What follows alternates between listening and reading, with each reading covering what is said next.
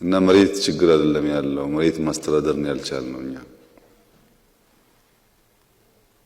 በእናንተው መሬት በእናንተው ባንክ ሀብት የፈጠሩ ሰዎች ዩቲዩብ እየቀለቡ አጀንዳ እየፈጠሩ የሚረብሹበት ሌብነታቸውና ሀብታቸው እንዲደበቅ ህዝቡን የሚያምሱበት ምስኪኑ ድሃ ደግሞ የሚሰቃይበት ከተማ ነው። እና ሊደርሺፕ አሁን 9 ወር 8 ወር ገደማ ሞልቶታልና ፓሽኔት ሆኖ ነው ወይ ስራውን እየሰራ ያለው? እንደሚያልቅ ጊዜ ነው? ቋሚ ኮንትራክት ነው? እናንተ የእድሜ ልክ ናችሁ? ሞናርኪ ነው? አንዴ ተቀምጣችኋል ማንም አይነካችሁም ማለት ነው ወይስ ጊዜ አለ? ያ ገብቶን ነው ወይ ስራ ያለ ነው? በየዕለቱ ስንት ደሃ ነው ዳቦና ሻይ እንዲያገኝ እያደረግን ያለ ነው? እኛ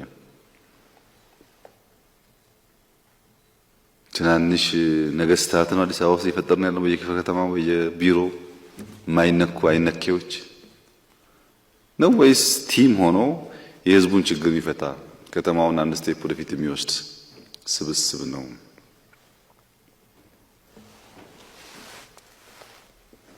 ገንዘብ የሌለው ሰው እናንተን አግኝቶ ችግሩን ተናግሮ ሊገለገል ይችላል ወይ? በጣም ብዙ የሚያሳዝኑት ታሪኮች ይሰማሉ አዲስ አበባ ውስጥ። ይችላሉ ሰዎች እናንተን ማግኘት? ሀብታም እናንተን ለማግኘት አይቸገርም፣ ደውሎ ይጠራቸዋል፣ በግ ያመጣላቸዋል። ድሃ ግን ተሰቃይቷል፣ አክሰስ የለውም።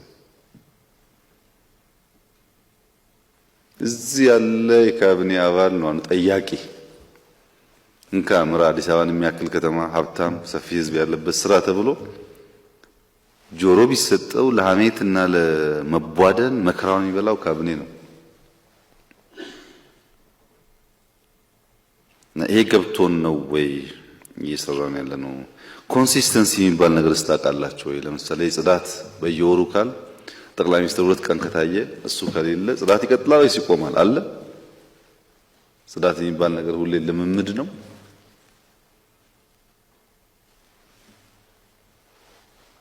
ሃውሲንግ ላይ ያለብን ችግር ለሃይ ራይዚንግ ነው የምትሰጡት ወይስ መሬት እየወሰዱ ለሚሸጡ ሀብታሞች ነው ሪል ስቴት እያላችሁ ቦታ የምታደሉት?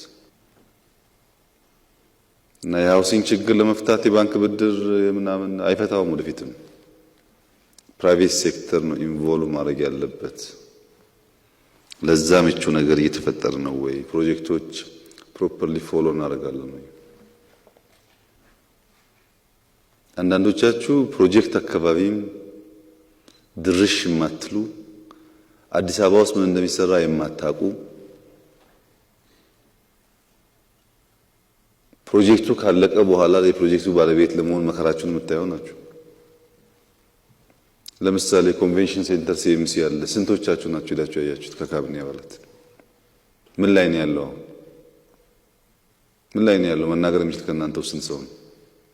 አድዋ 00 ማን ናችሁ ሄዳችሁ ያያችሁት? ምን ላይ ነው ያለው?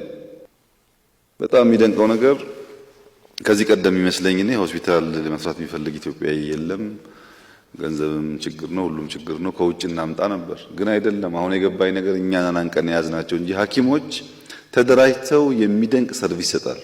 ለምንድን ነው እነዚህ ሰዎች እኛ ደግፈን ሆስፒታል ከፈለግን ኢንቨስት ማድረግ 10% 20% ወስደን ለምን አብረናቸው ኢንቨስት እናደርግ? የሚሰራ ሰው ነው ችግሩ ወይስ እኛንን ስራ የሚሰሩ ሰዎች ዘርና ደም ምናምን ስንቆጥር እየዋል የሚሰሩ ሰዎች እንቅፋት እየፈጠርን ያለነው?